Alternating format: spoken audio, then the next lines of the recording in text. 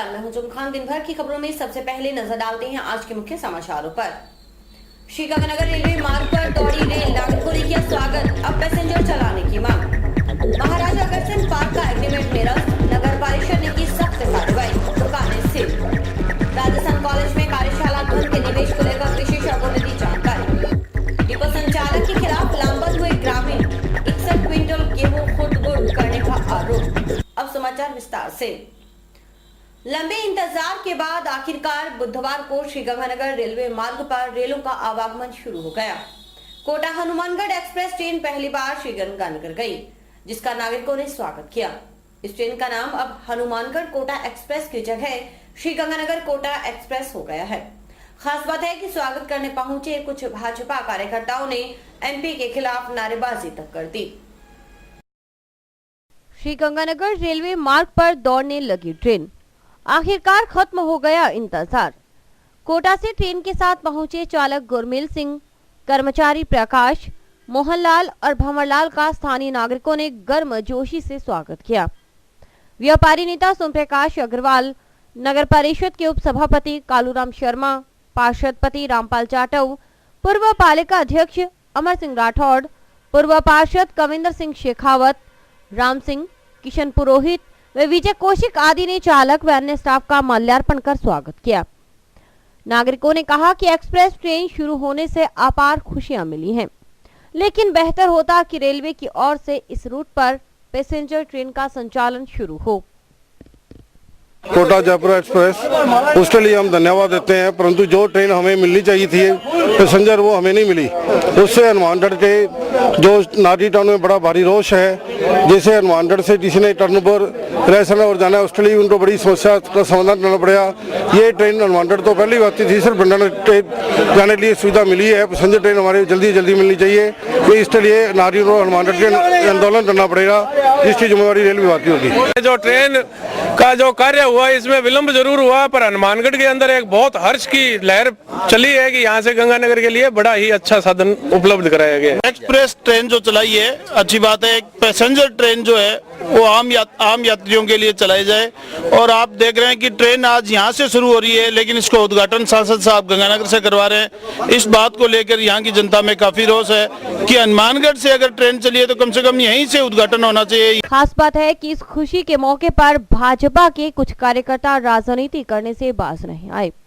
उन्होंने न सिर्फ एमपी भरतराम के खिलाफ नारेबाजी की, बल्कि रेलवे प्रशासन जिंदाबाद के भी नारे लगाए। दरअसल वे यह मैसेज देना चाह रहे थे कि इस रेल मार्ग के लिए सांसद या फिर यूपीए सरकार की कोई भूमिका नहीं। रोचक बात यह है कि नारेबाजी करने वालों में महज 3 या 4 कार्यकर्ता ही थे। मतलब यह राजनीति सिर्फ ओछी थी।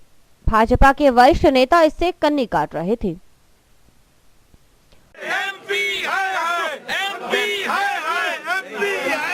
रेल प्रशासन जिंदाबाद, रेल प्रशासन जिंदाबाद, एमपी हाय हाय, एमपी हाय हाय, एमपी हाय हाय, एमपी हाय हाय। चालक गुरमेल सिंह खोसा ने कहा कि वे खुशी से फूले नहीं समा रहे हैं। स्थानीय लोगों की वर्षों से इस बात की डिमांड थी, जो अब पूरी हो गई। खुशी भाई साहब, इतनी खुशी है कि कुछ कह नहीं सकते, बहुत ज्यादा खुशी है। और ये हनुमानगढ़ की पब्लिक का जो उत्साह देख रहे हैं, इससे ये लगता है कि यहाँ इतनी खुशी है पब्लिक को कि आने जाने के लिए जो बसों के अंदर ठोकरें खानी पड़ती थी है, और इतना किराया देना पड़ता था, और जो रेल के अंदर जो है इतनी सुविधाएं हैं, अब रेल चलने से पब्लिक को बहुत सुविधा हो जाएगी। नाम बदलने की राजनीति अजीब है। पिछली सरकार ने शेखावटी क्षेत्र के लोगों की भावना को समझते हुए महाराव शेखाजी विश्वविद्यालय की स्थापना की थी, लेकिन सरकार बदलते ही अब उसे पंडित दीनदयाल उपाध्याय विश्वविद्यालय बनाने की बात होने लगी है। राजपूत समाज ने इसका कड़ा विरोध किया है। सत्ता बदलते ही विश्वविद्यालय का नाम बदलने की कार्यवाही से राजपूत समाज के लोग आक्रोशित हैं। प्रताप युवा शक्ति के प्रतिनिधियों ने बुधवार को कलेक्ट्रेट के सामने विरोध जताया और मुख्यमंत्री के नाम कलेक्टर को ज्ञापन भेजा। जिलाध्यक्ष प्रताप सिंह शेखावत, संयोजक अंकुर सिंह सिसोदिया, अमित सिंह राठौड़, सुरेंद्र और संजय कुमार आदि ने कहा कि वसुंधरा राजे सरकार राजपूत समाज को भड़काने की चेष्टा कर रही है। उन्होंने कहा कि वे पंडित दीनदयाल उपाध्याय का सम्मान करते हैं और उनके नाम का विरोध नहीं करते, बल्कि सरकार के उस रवैये का विरोध करते हैं जिसमें सरकार महाराव शेखाजी विश्वविद्यालय का नाम पंडित दीनदयाल उपाध्याय करना चाहती है। आखिर महाराव शेखाजी के नाम से सरकार को नफरत क्यों है? महाराव शेखाजी शेखावटी के लोगों के जहन में हैं और उनके नाम के साथ छेड़छाड़ को बर्दाश्त नहीं करेंगे। इससे न सिर्फ शेखावटी बल्कि प्रदेश भर में माहौल खराब होगा। इसलिए सरकार को चाहिए कि वे इस तरह के विचार का तत्काल त्याग कर दे। ज्ञापन में हमने विषय रखा है कि सीकर में स्थित शेखावटी कॉलेज का नाम परिवर्तित कर पंडित दीनदयाल उपाध्याय यूनिवर्सिटी बदला जा रहा है। हमें पंडित दीनदयाल उपाध्याय यूनिवर्सिटी से कोई आपत्ति नहीं है, इस नाम से कोई नई यूनिवर्सिटी बनाई जा सकती है, लेकिन जन जन की आस्था के प्रतीक और महान शेखावटी की महान गौरव के संस्थापक शेखावटी यूनिवर्सिटी का नाम बदला जाना, इससे शेखावटी के समस्त लोगों और राजपूत समाज के लोगों में विशेष आक्रोश है और उसी आक्रोश को व्यक्त करने के लिए आज प्रताप युवा शक्ति ने एक अपना विरोध प्रदर्शन भी रखा है और हम ज्ञापन दे रहे हैं और चेता देना चाहते हैं इस ज्ञापन के माध्यम से राजस्थान सरकार को कि इसका नाम बदला जाना एक पूरे समाज के साथ में और शेखावटी के लोगों के साथ में एक धोखा है, जिसे राजपूत समाज और प्रताप युवा शक्ति किसी भी स्तर पर नहीं मानेगी। विवादों में रहा महाराज अग्रसेन पार्क आखिरकार कानूनी भेंट चढ़ गया। नगर परिषद ने बुधवार को न सिर्फ पार्क का एग्रीमेंट निरस्त कर दिया बल्कि पार्क की जमीन पर बनी दुकानों को सील कर दिया। आपको बता दें, वरिष्ठ अधिवक्ता हितराम धारणिया ने यह मामला उठाया था। कानून के खिलाफ कोई भी कार्रवाई मुश्किल में डाल सकती है, भले इरादा नेकी को लेकर ही क्यों न हो। अग्रवाल समाज समिति जंक्शन के कार्यकर्ताओं से बेहतर इस बात का मतलब शायद ही कोई दूसरा समझे। अग्रवाल समाज समिति ने महाराज अग्रसेन पार्क पर दुकानें इसलिए बनाई ताकि संस्था की आय में बढ़ोतरी हो, लेकिन वह नियम विरुद्ध था। वरिष्ठ अधिवक्ता हितराम धारणिया ने इसकी शिकायत सतर्कता समिति में की तो प्रशासन हरकत में आया। नगर परिषद के अफसर तलब किए गए और सख्त कार्रवाई करने का फरमान निकाला गया। उसी की पालना में नगर परिषद के आयुक्त श्रवण बिश्नोई दलबल के साथ महाराज अग्रसेन पार्क पहुंचे। उन्होंने अपनी आंखों के सामने दुकानों के तालों को सीलबंद करवाया और पार्क को नगर परिषद के कब्जे में लेने की बात कही।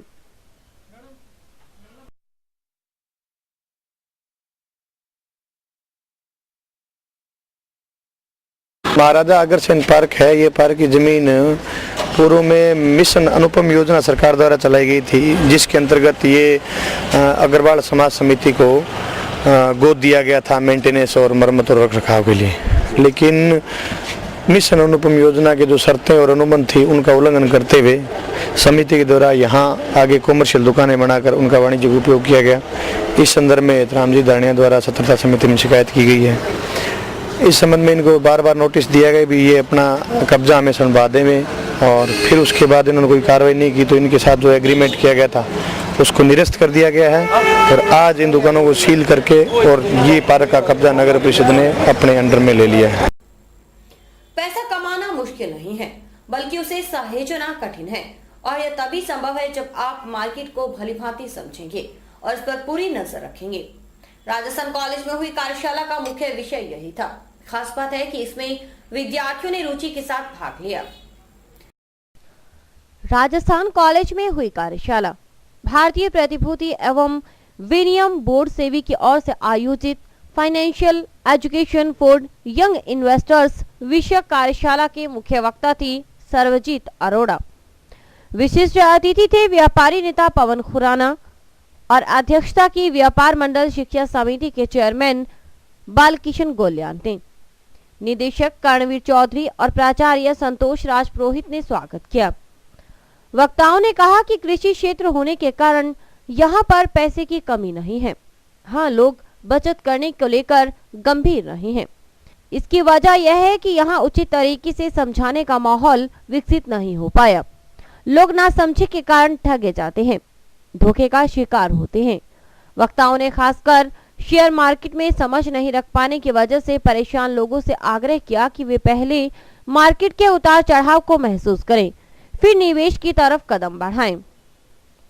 एग्रीकल्चर बेस्ड हमारी इकोनॉमी है,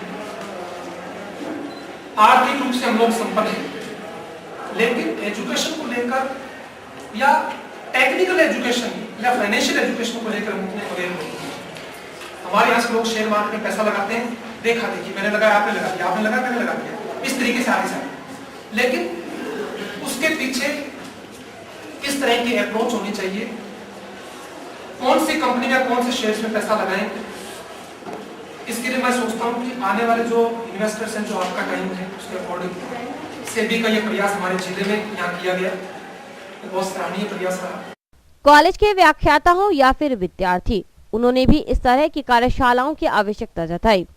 उनका कहना था कि इस तरह के आयोजन नहीं होने से लोग गुमराह होते हैं। धन की बचत करने के लिए नॉलेज हो तो इसके अच्छे परिणाम आएंगे। आज जो सेबी की कॉन्फ्रेंस हुई, यहाँ पे सेमिनार और वर्कशॉप थी, उससे हमें पता चला कि कैसे इन्वेस्टमेंट करें, जहाँ हम इन्वेस्टमेंट कर रहे हैं वहाँ में कहाँ पे रिजल्ट अच्छा मिलेगा, कहाँ इन्वेस्टमेंट करनी चाहिए, कहाँ नहीं करनी चाहिए, या फिर हम जो आजकल जैसे चिट फंड्स में जो प्रोग्राम्स हो रहे हैं जिसमें वो स्कैम्स होते हैं, उससे कैसे बच सकें हम, वो सारी आज सेबी के वर्कशॉप में हम जान सकें। इस तरह की कॉन्फ्रेंसेस हर एरिया में होनी चाहिए, और जैसे जो छोटे एरियाज, रूरल एरियाज होते हैं, उनमें ज़्यादातर ये प्रोग्राम्स जरूर होने चाहिए, क्योंकि जो नेशनल एरियाज हैं बड़े, वहाँ पे तो होते रहते हैं, छोटे एरियाज में ये नहीं होते, तो उनमें होने चाहिए। जो सेमिनार हुई थी वो बहुत ही अच्छी थी, इसलिए हमने ये जाना कि डीमैट अकाउंट कैसे खोला जाता है, और ये बहुत ही ज़रूरी है एक इन्वेस्टर, यंग इन्वेस्टर्स के लिए ये जानना कि वो कहाँ पे इन्वेस्ट कर सकते हैं, क्या क्या तरीके हैं इन्वेस्ट करने के लिए, किस सिक्योरिटीज़ में वो इन्वेस्ट कर सकते हैं, आइदर वो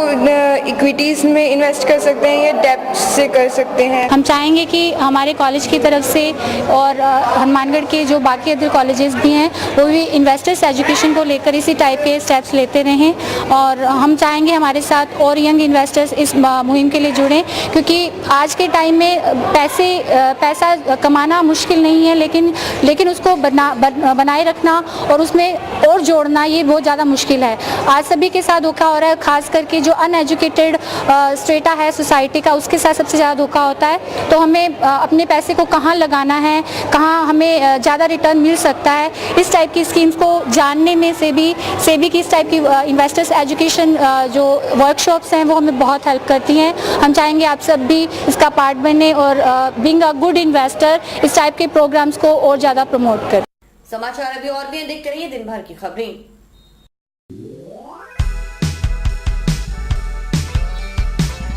मीत कलेक्शन, एक कंप्लीट जेंट्स वेयर शोरूम।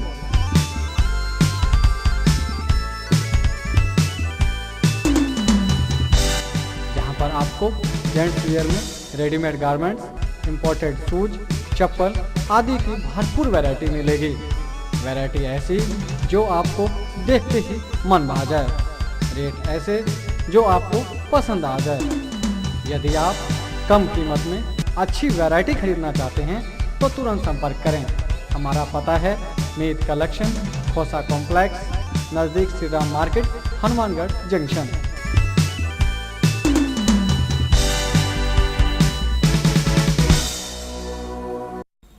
राज्य स्तरीय राज्योत्सव खेलकूद प्रतियोगिता के लिए आज राज्योत्सव खिलाड़ियों का दल सिरोही रवाना हुआ।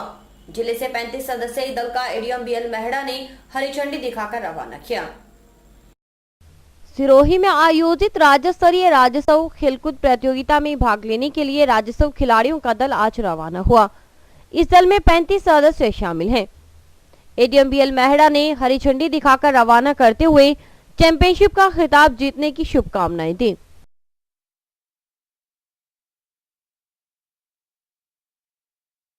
35 सदस्य जो खिलाड़ियों का दल है वो आज प्रस्थान कर रहा है यहाँ से, और वहाँ पर खेलकूद प्रतियोगिताओं में भाग लेकर के और वापस लौटेगा। और हमारे सभी खिलाड़ियों ने अच्छी मेहनत की है और हम उम्मीद करते हैं कि वहाँ से हर खेल के अंदर जीत करके और पूरी जो प्रथम ट्रॉफी है पूरे राजस्थान की चैंपियनशिप की वो लेकर के लौटेंगे।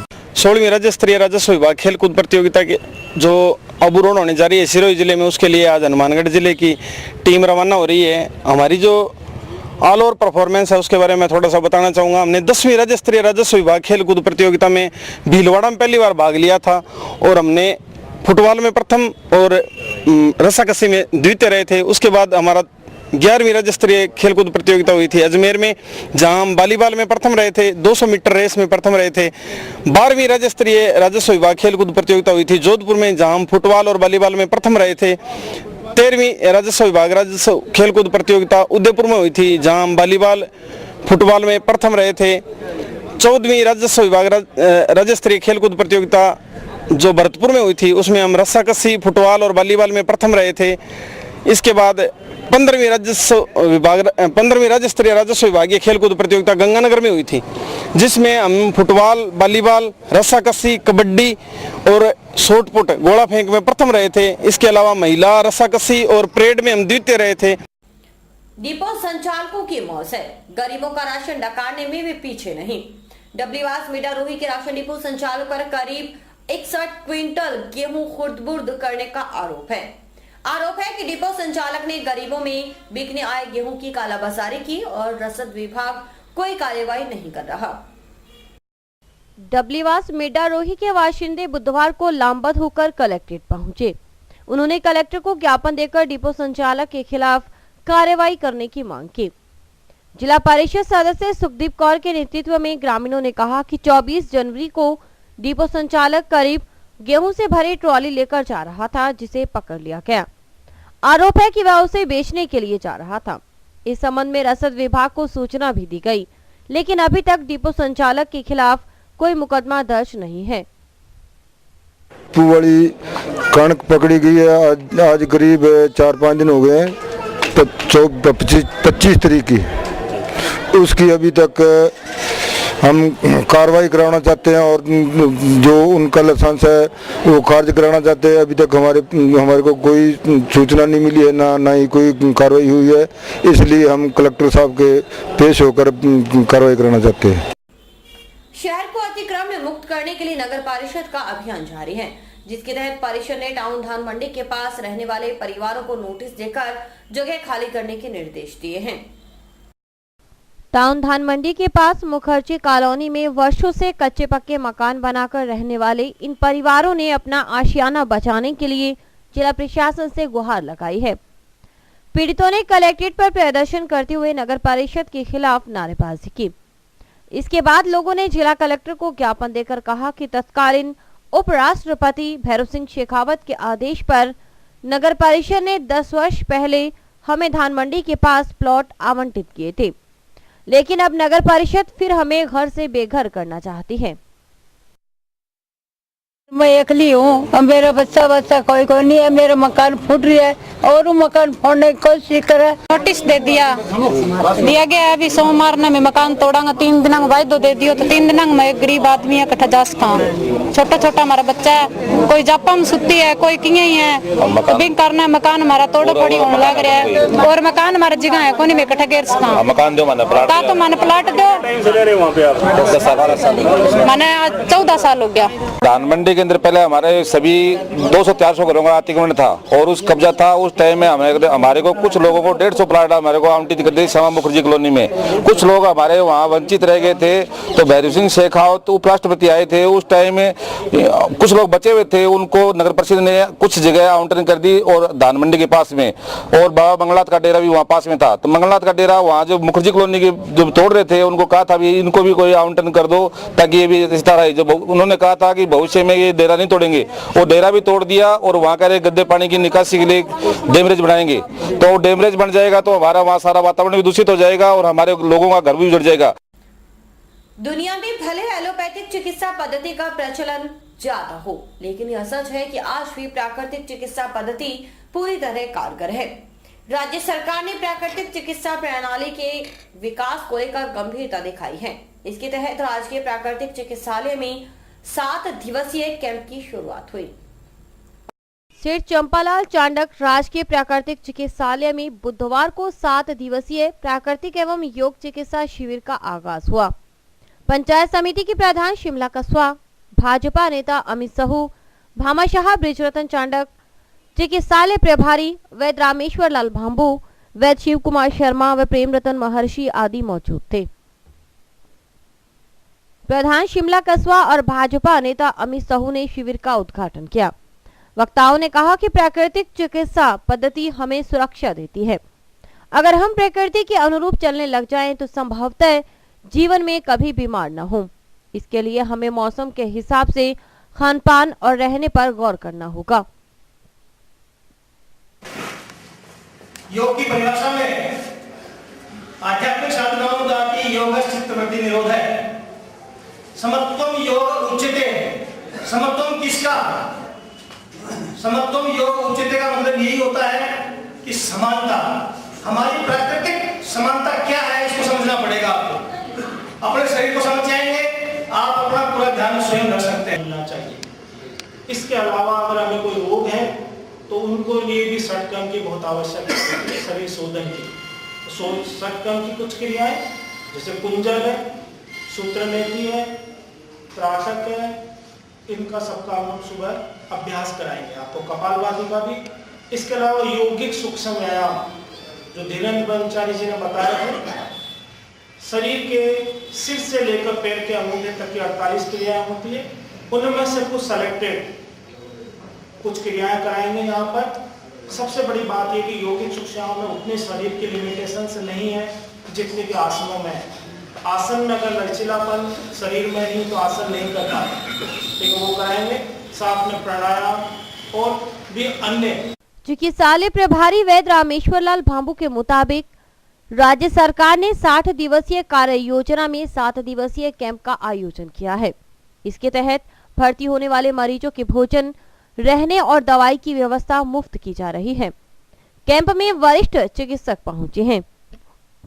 इस कैंप के अंदर जो भी डॉक्टर्स आए हैं, योग के पहले दफा अपने हनुमानगढ़ के अंदर जो किसी डिग्री यूनिवर्सिटी से डिग्री लेके और पीजी डिग्री धारिकाएं हैं, जो आपको योग की वास्तव में सूक्ष्म प्रक्रियाओं को से बताएंगे, जो अपने आजकल टीवी में सुन रहे हैं, देख रहे हैं, उनसे भी हटकर बिल्कुल शास्त्रीय चीज बताएंगे।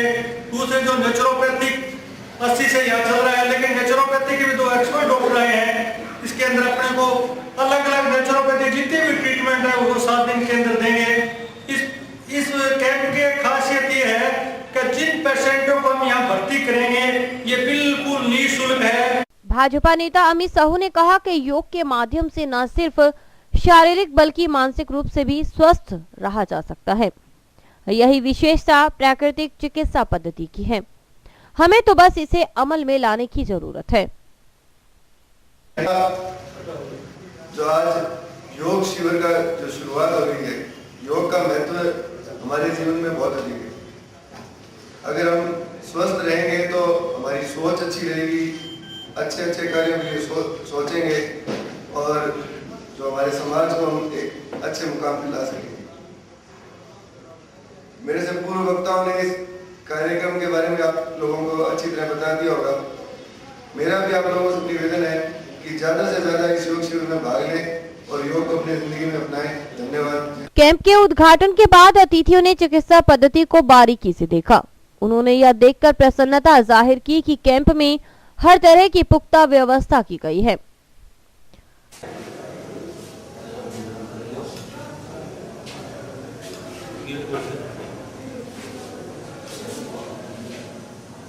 चिकित्सकों ने प्राकृतिक चिकित्सा पद्धति के बारे में मरीजों और उनके परिजनों को विस्तार से जानकारी दी। उन्होंने कहा कि जटिल बीमारियों का भी बखूबी उपचार होता है। उन्होंने प्राकृतिक चिकित्सा को उपयोगी बताया।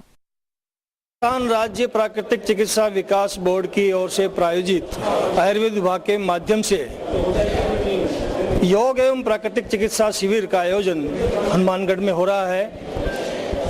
प्राकृतिक चिकित्सा विकास बोर्ड की ओर से सभी संभागों में ये चिकित्सा शिविर आयोजित किए जा रहे हैं, जिसमें मुख्य रूप से जटिल बीमारियों का, आर्थराइटिस का, डायबिटीज का इत्यादि जो गंभीर बीमारियां हैं उनका प्राकृतिक तत्वों के माध्यम से प्राकृतिक चिकित्सा एवं योग के माध्यम से उनको स्वास्थ्य प्रदान करने की योजना राज्य सरकार की है। राज्य सरकार की माननीय यशस्वी मुख्यमंत्री की सद्प्रेरणा से ये सबको स्वास्थ्य कार्यक्रम का लाभ मिले। 60 दिवसीय कार्य योजना में इस शिविरों का आयोजन किया जा रहा है। प्राकृतिक चिकित्सा, योग चिकित्सा मूलतः प्राकृतिक तत्वों से और योग के माध्यम से शरीर के स्वास्थ्य संरक्षण में और रोगों के उपचार के संबंध में ये चीजें ये पद्धति बहुत उपयोगी है। और अभी वक्त है हेडलाइंस का।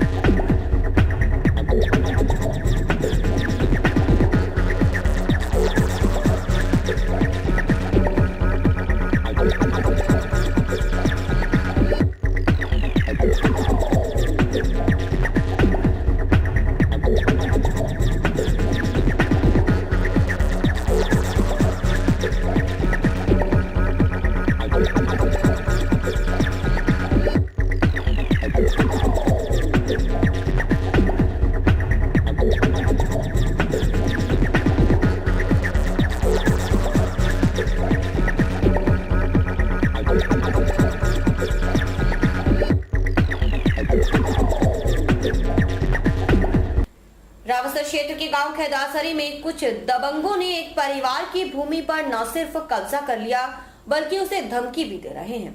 इस मामले को लेकर ग्रामीण लंबे अरसे से रावसर में धरना दे रहे हैं, लेकिन कोई सुनवाई नहीं हो रही। लिहाजा उन्होंने आंदोलन तेज करने की चेतावनी दी है। रावसर क्षेत्र के गांव खेदासरी में एक परिवार की जमीन पर कुछ लोगों ने कब्जा कर लिया। पीड़ित ने एसडीएम और डीएसपी से फरियाद की, लेकिन कोई सुनवाई नहीं हुई। आखिरकार उन्होंने एसडीएम रावसर कार्यालय के सामने धरना भी लगाया, फिर भी किसी ने सुनवाई करना उचित नहीं समझा। हार थककर उन्होंने बसपा नेताओं की शरण ली है। बसपा के जिलाध्यक्ष शैलेंद्र मेघवाल ने कलेक्टर से मिलकर उन्हें ज्ञापन सौंपा। शैलेंद्र मेघवाल ने कहा कि अगर शीघ्र ही पीड़ित को न्याय नहीं मिला तो पार्टी आंदोलन करने के लिए मजबूर होगी। ऐसे जमीन की बसाटा ने एमपी साहब ने जमीन की संसद को खुशा दी और पहले इसको रास्ता ही नहीं आया। एमपी ने रास्ता दिलवाया, रास्ता करे 2 महीना बाद उसका कब्जा करवा दिया जाटों ने मिल करके।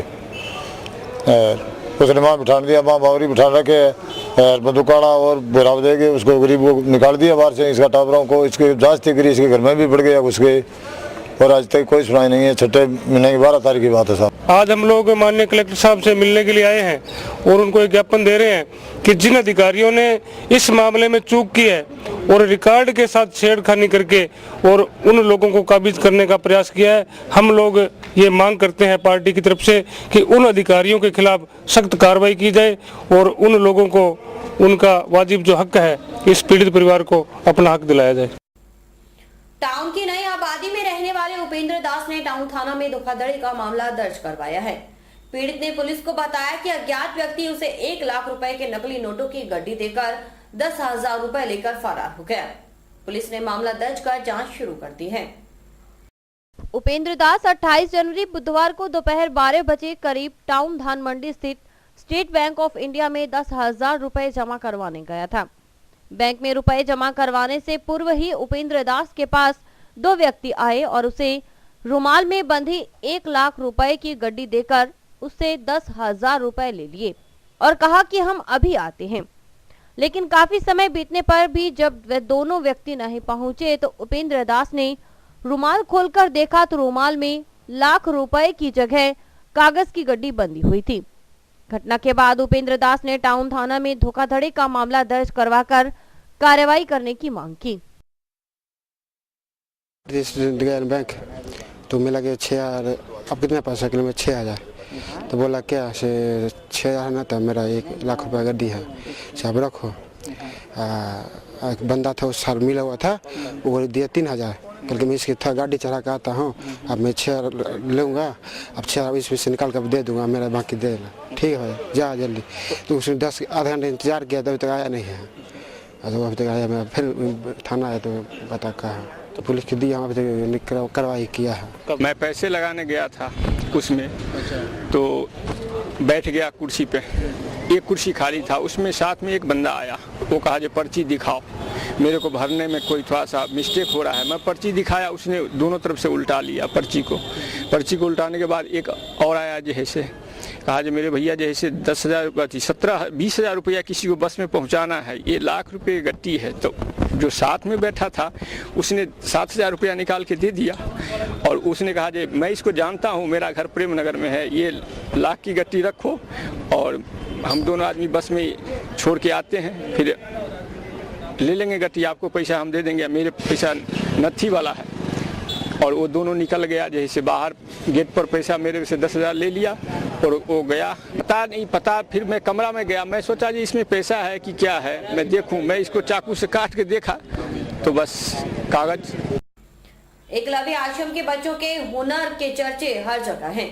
जीटीवी के कार्यक्रम डांस इंडिया डांस में बेहतरीन प्रदर्शन करने पर जीटीवी की ओर से सुपर किड्स का खिताब दिया गया। सम्मान प्राप्त कर हनुमानगढ़ पहुंचे बच्चों का शहरवासियों ने भी स्वागत किया। जीटीवी के शो डांस इंडिया डांस में एकलव्य आश्रम के बच्चों ने बेहतरीन परफॉर्मेंस दी। डांस इंडिया डांस कार्यक्रम में हजारों बच्चों को पीछे पछाड़ते हुए माँ तुझे सलाम पर प्रस्तुति दी और सर्वश्रेष्ठ 18 बच्चों में शामिल हुए। बच्चों की बेहतरीन प्रस्तुति पर मिथुन दा और गीता माँ व अन्य जजों द्वारा उनकी खूब प्रशंसा की गई। एकलव्य ग्रुप को सुपर किड्स का खिताब पाने पर शहरवासियों ने बच्चों का सम्मान करते हुए स्वागत किया। और इसी के साथ समाचार समाप्त हुए। रोजाना देखते रहिए समाचार। नमस्कार।